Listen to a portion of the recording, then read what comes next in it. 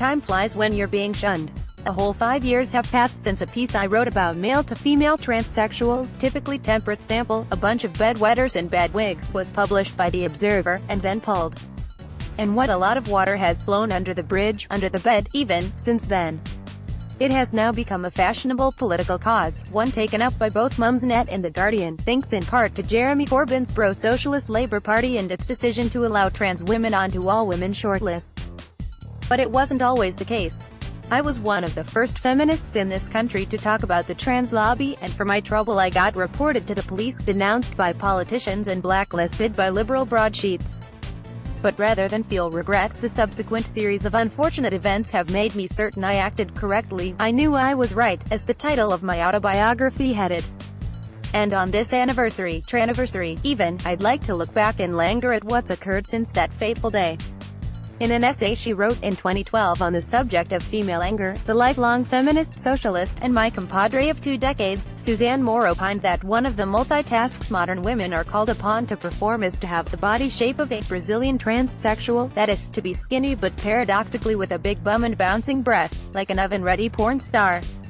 It's typical of the self-obsessed, cloth-eared cry-bully aspect of the trans lobby that they completely ignored the main thrust of this excellent essay about the eternal war on women and instead fastened on a throwaway line about a fictional archetype. In a move which has become familiar since then, Miss Moore was monstered for her comments. And while she is no shrinking violet, she was so overwhelmed by the level of violent threats that she left Twitter. I realized that this is a first-world problem and not even one I suffer from. I'm not on it, but I was pleased with my response at the time, though I imagine a Twitter attack to be something akin to being savaged by a dead sheep, as Dennis Keeley had it of Jeffrey Howe. I nevertheless feel indignant that a woman of such style and substance should be driven from her chosen mode of time-wasting by a bunch of dicks in chicks' clothing. It might have ended there, but several of my Facebook friends who are rustling their popcorn were from The Observer, the broadsheet which I then often worked for, which emailed me to ask if I would turn my bouquet of barbs into a piece for that Sunday's paper. I was on my way out and said that, all things considered, my thoughts were best left to social media rather than organs of gravitas, but they were flattering, and doubled my rate. So what is a grasping, grudge-settling girl to do?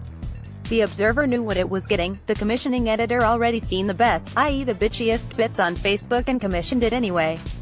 So imagine my sophomoric surprise that Sunday when, instead of publishing and being bravely damned, this bastion of free speech had backtracked under fire with all the slipperiness of a snake performing in a figure skating contest by Monday morning.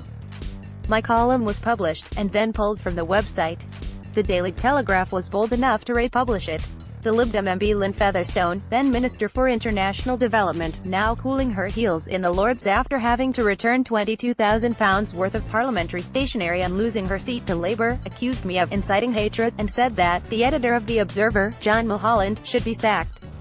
I must say that I came to agree with this comment, though not for the same reason, when after apologizing to fuming fuss budgets everywhere, Mulholland pulled the column from the website and never employed me again. Lucky I'm rich. With hindsight, The Observer's action was a capitulation to a pressure group whose demands have become ever more unreasonable ever since. Up till this point, my only experience of the trans lobby was hearing about the vile way they'd persecuted one of my friends, the veteran women's rights and anti-domestic violence activist Julie Bindel, picketing events where she was speaking about such minor issues as the rape of children and the trafficking of women just because she refuses to accept that their relationship with their phantom limb is the most pressing problem that women, real and imagined, are facing. Interestingly, Miss Bindel is a lesbian, and it was striking that while I was being accused of being a bigot, my most valiant defenders were gay people, many of whom had experienced within their own political groups the scenery-eating drama transgender people can cause. One lesbian acquaintance went so far as to point out that for centuries women have been accused of being slaves to their hormones. Many women themselves, while bridling at this, do like to make a right old song and dance over PMT, so is it really unreasonable to suggest that the industrial qualities of artificial hormones which are vital to male-to-female transition might make the lucky recipients a little, excitable? The excellent Janice Turner, no one's idea of a TERF, wrote a piece in The Times last week with the headline, "Trans activists think debate is hate speech," and that just about sums up their uniquely narrow-minded mindset. I can't help thinking about Martina Big, who was born Caucasian but always wanted to be black and, through her own ingenuity with tanning injections and her own powerful 50-tube sunbed, appeared to be living the dream in the Daily Mail recently. I'm not convinced that race is mutable, but Miss Big says, I am black, that is my race. I can't wait to go to Africa. It's better to be black, the feeling inside is just better. She's received a lot of grief for her metamorphosis, and considering the great historical injustices white people have inflicted on black people, I can see why. But as with the case of Rachel Dolezal, I really am at a loss as to why it is considered perfectly acceptable for a man to claim he can become a woman but not for a white person to claim they can become black. Rather touchingly, Miss Big says she is only 80% black, as she still has a lot to learn. If only the trans lobby had an iota of self-knowledge and respect towards women who have come by their consciousness through the long hard slog of growing up female rather than by the skill of the surgeon's knife.